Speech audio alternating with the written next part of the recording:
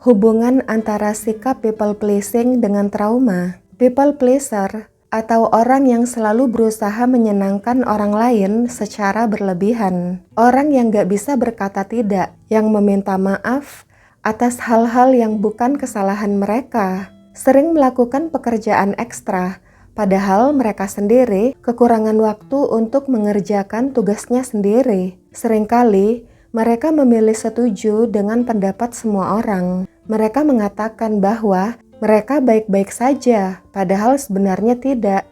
Karena cemas saat ingin membela dirinya sendiri.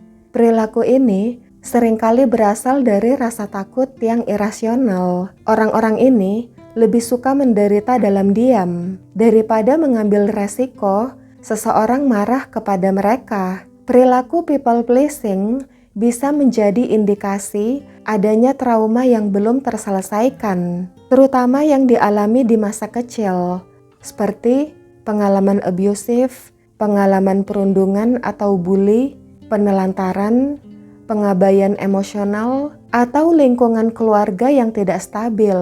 Bisa membentuk perilaku people pleasing sebagai mekanisme bertahan hidup atau coping mechanism yang tidak sehat. Trauma ini menyebabkan rasa tidak aman yang mendalam, sehingga orang tersebut merasa perlu menyenangkan semua orang untuk mendapatkan rasa aman, rasa diterima, menghindari konflik, sehingga suasana tetap stabil. Akibatnya, orang tersebut mungkin merasa keselamatan dan harga dirinya bergantung pada kebahagiaan orang lain.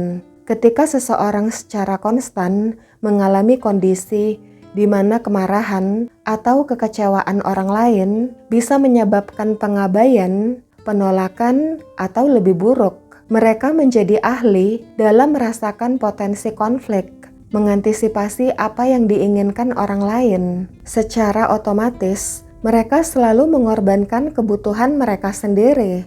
Lama-kelamaan, mereka bahkan bingung apa sebenarnya kebutuhan mereka. Mereka senang membantu orang lain. Ya, tapi tentu saja ada konflik batin di hati mereka. Sadar kalau perilaku mereka tidak sehat, melelahkan, bahkan lama-lama bisa bikin stres. Ironisnya, validasi eksternal sebanyak apapun tidak bisa meredakan rasa takut irasional mereka akibat trauma yang belum terselesaikan. Penyebab lain perilaku people pleasing ini adalah bisa juga karena pola asuh yang tidak sehat.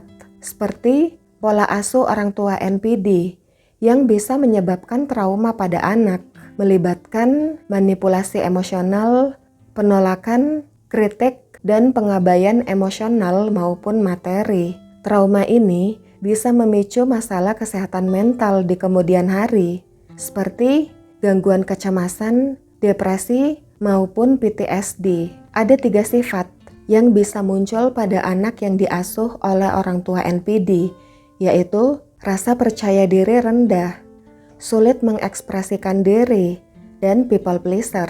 Lalu, mengapa anak dari orang tua NPD menjadi people pleaser? Sejak masa kanak-kanak, si anak belajar bahwa satu-satunya cara untuk mendapatkan kasih sayang orang tuanya adalah dengan menyenangkan hati orang tuanya, mematuhi semua perintah dan ekspektasi orang tuanya, menomorsatukan kepentingan orang tuanya. Lingkungan yang penuh kritik, manipulasi emosi, dan pengabaian emosional membuat si anak belajar bahwa untuk merasa aman dan dicintai, si anak harus selalu menyenangkan orang lain.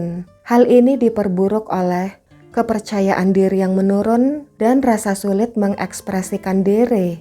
Anak ini pun menekan kepentingan serta perasaannya sendiri. Lalu, bagaimana cara mengatasi perilaku people pleasing ini? Yang pertama, cobalah membuat komitmen untuk memenuhi satu kepentinganmu dalam satu hari. Misalnya, istirahat sejenak selama 1 jam di siang hari. Jangan ada yang ganggu. Contoh lain misalnya, di hari Minggu ini, kamu menolak ajakan dan permintaan orang lain. Kamu coba full fokus istirahat atau me time. Yang kedua, ketika seseorang minta bantuan kamu, jangan langsung dijawab. Cobalah mengulur waktu. Bentar ya, gue kerjain tugas gue dulu nih, Arjen. Yang ketiga, ketika kamu setuju untuk membantu, tapi dengan syarat kamu tetapkan batas waktunya. Misalnya, kamu bersedia bantu rekan kerja kamu setelah pekerjaan kamu selesai. Atau kalau ada beberapa orang yang minta tolong dan beralasan urgent, kamu tetapin. Saya cuma bisa bantu dalam waktu 15 menit. Soalnya saya harus menyelesaikan pekerjaan saya.